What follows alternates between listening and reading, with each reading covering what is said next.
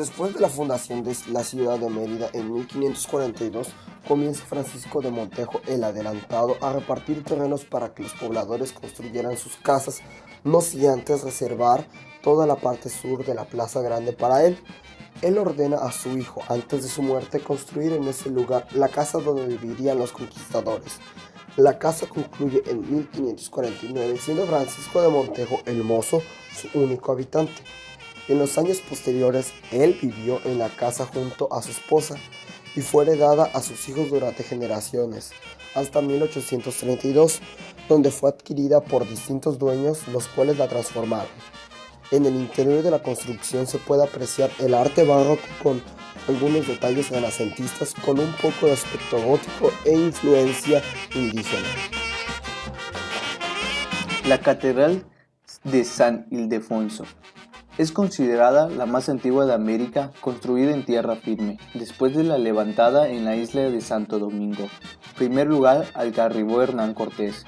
Su construcción, a base de las piedras que conformaron las pirámides de la antigua ciudad de Too, se inició en 1561 y se concluyó solo la primera etapa en 1598, 37 años después de haberla comenzado. La iglesia fue construida por orden del Papa Pío IV, a petición del rey Felipe II.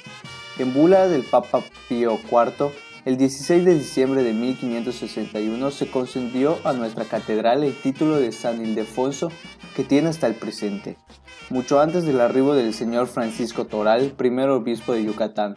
Ya estaba señalado el sitio donde sería construida la catedral, para lo cual se acumularon materiales suficientes extraídos del gigantesco templo prehispánico de Bacluchán. En la fachada se encuentra la puerta central o puerta del perdón, que solo se abre en fechas especiales, flanqueada por las esculturas de San Pedro y San Pablo. De sus dos torres esbeltas, las del norte o la de la calle 61, se concluyó en el año de 1598 y la del sur o la del pasaje de la Revolución en 1713. En esta torre está la antigua carátula del reloj, silenciado ya desde hace muchos años. En su interior, en el centro, se encuentra el Cristo de madera conocido como el Cristo de la Unidad, que mide casi 8 metros de largo y está tallado en madera de abedul y colocado en la cruz de caoba de 12 metros, obra del escultor español José Ramón Lapallese del Río, a mediados del siglo XX. Se dice que es la más grande de América, realizada.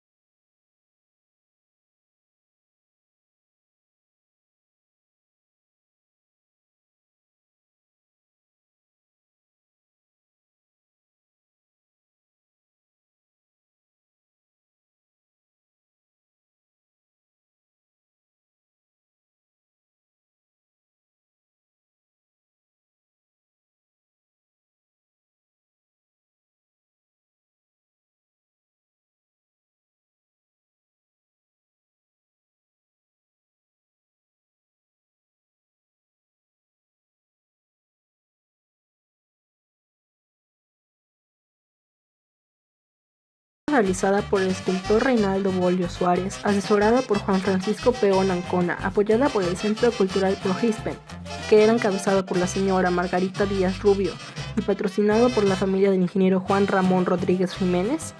Su construcción inició en el 2007 y dio como concluida el 30 de junio del 2010 en el periodo del alcalde panista César Bojorquez Zapata. Ubicada en el Paseo de Montejo, en la avenida más importante de la ciudad de Mérida. Esta edificación hace homenaje a Francisco de Montejo, el Adelantado y el Mozo, dado a que esos conquistadores son los antepasados de miles de meridanos que gracias a tal acontecimiento se inculcó la civilización latino-occidental, la lengua castellana y la religión católica.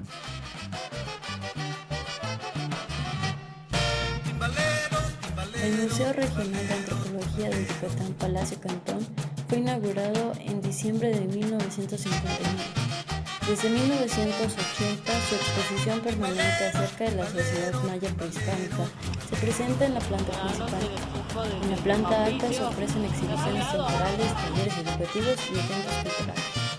Actualmente, el Museo Regional de Antropología Palacio Cantón es un ejemplo de armonía entre el pasado y el presente.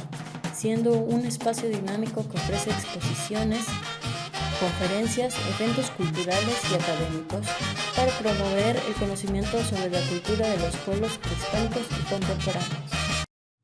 El Palacio Cantón fue construido en la primera década del siglo XX como residencia familiar del general Francisco Cantón Rosado. El general Cantón fue un militar que luchó en la guerra de castas contra los mayas rebeldes. También fue gobernador de Yucatán entre 1898 y 1902. La arquitectura de la mansión es del estilo ecléctico conocido como Vieux Arts, que se impuso en la Europa de la Belle Époque y en el México del Porfiriato. En 1932, la familia Cantón vendió el edificio del gobierno de Yucatán. A partir de ese entonces fue la sede de la Escuela de Bellas Artes, de la Escuela Primaria Hidalgo y de la Casa de algunos gobernadores. Después albergó al Instituto Yucateco de Antropología e Historia y a la Biblioteca Crescencio Carrillo y Ancona, al mismo tiempo al Museo Antropológico e Histórico de Yucatán.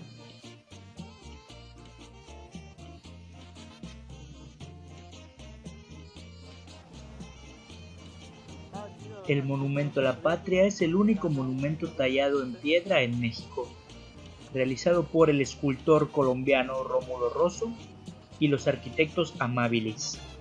Inaugurado en 1956, se caracteriza por 31 columnas que representaron en ese entonces al Distrito Federal y los estados del país.